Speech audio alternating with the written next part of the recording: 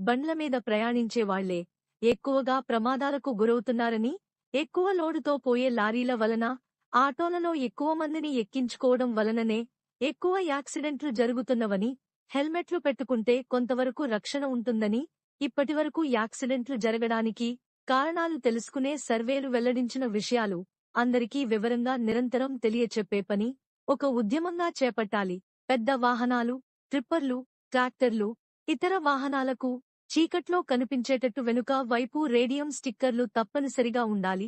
ఎక్కడైనా నడి రోడ్ మీద లారీ ఆగిపోతే అప్పుడు దాని పక్కన రాళ్లు, చెట్టు కొమ్మలు పెట్టి దాన్ని అక్కడనే వదిలిపెడితే రాత్రి చీకట్లో అవి కనపడక అక్కడ ఆగి ఉన్న లారీని గుద్దుకుని ప్రమాదాలు పెరుగుతున్నాయి.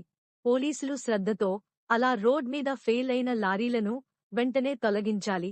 వాటిని తొలగించడానికి అవసరమైన క్రేన్లు, రోడ్ ప్రమాదాలు జరిగిన